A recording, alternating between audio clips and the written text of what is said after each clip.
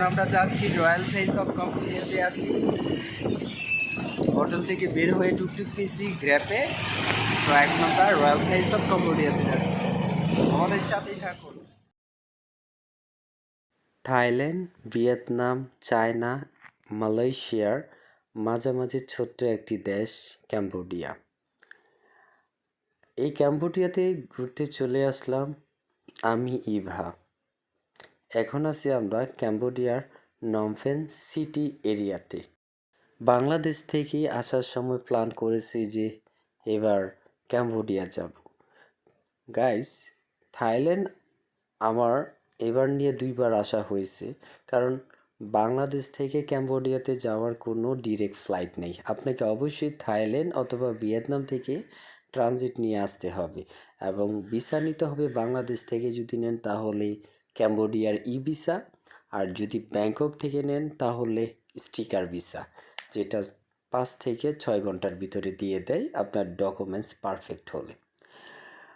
তো আমরা Vietnam travel করার পর ক্যাম্বোডিয়াতে চলে আসি। তো ক্যাম্বোডিয়ার নমফেন সিটিতে আসি। আজকে আমাদের প্ল্যান হচ্ছে আমরা রয়্যাল প্লেস অফ ক্যাম্বোডিয়াতে যাব।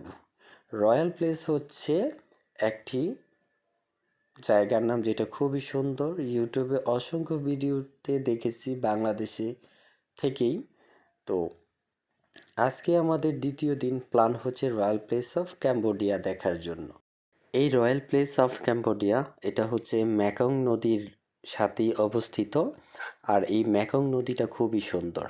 ক্যাম্বোডিয়ার রাজধানী নমফেন, নমফেন সিটিতে মেকং নদী অবস্থিত। তো আমরা টুকটুকে যাচ্ছি আর খুবই এনজয় করতেছি। ইবা তো খুবই এক্সাইটেড।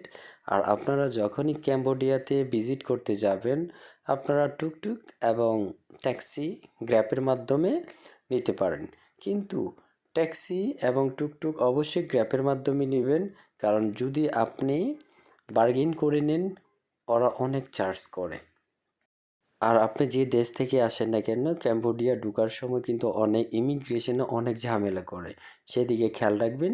আমার এই চ্যানেলে এবং ফেসবুক পেজে অসংখ্য ভিডিও আছে ক্যাম্বোডিয়ার ভিয়েতনামের ইমিগ্রেশন সম্পর্কে, যা দেখলে আপনাদের ক্লিয়ার হয়ে যাবে।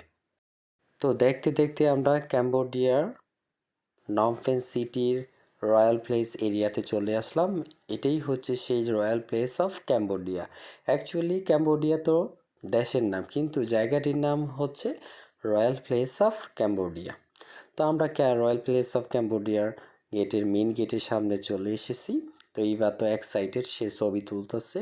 এখন আমরা ভিতরে প্রবেশ করব, তারপর টিকিট নিব। টিকিট নিয়ে তারপর আমরা মেইন সেন্টারে চলে যাব।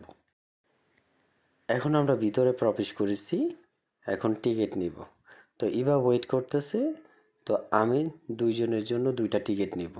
তো আমি যতটুকু জানি যে টিকিট হচ্ছে $10 করে, ইউএস ডলার, আমেরিকার $10 করে একটা টিকিট। $10, 2টা $20 দিয়ে 2জনের জন্য 2টা টিকিট নিলাম রয়্যাল প্লেস অফ ক্যাম্বোডিয়াতে প্রবেশ করার জন্য।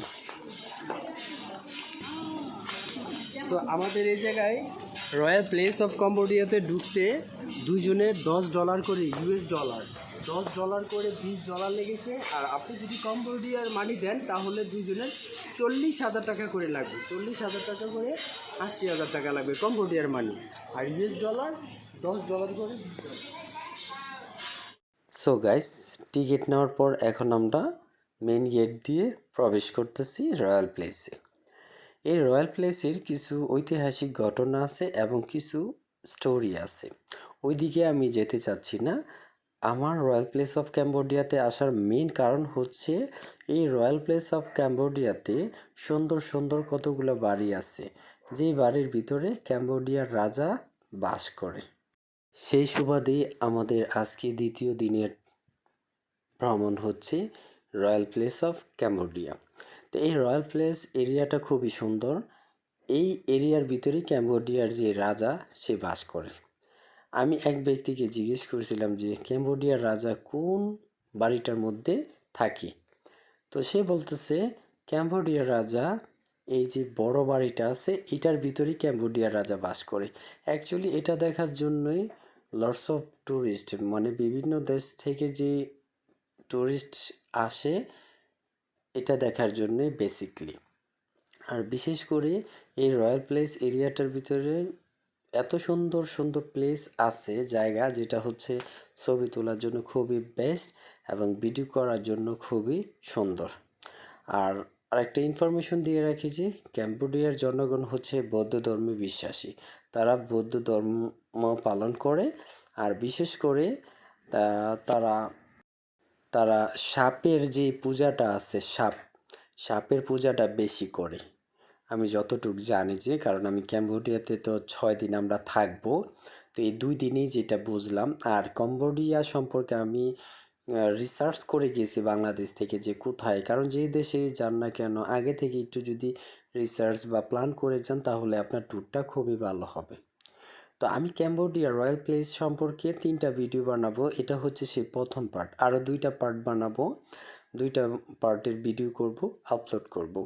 সো গাইস, যদি আমার ভিডিওগুলো ভালো লেগে থাকে, আমি তো প্রফেশনাল ব্লগার নই, জাস্ট আমি ইনফরমেশন দেই এবং আমার ভালো লাগে। যদি আমার ভিডিওগুলো ভালো লেগে থাকে অবশ্যই আমাকে সাপোর্ট করবেন, ভিডিওটি লাইক কমেন্ট শেয়ার করবেন।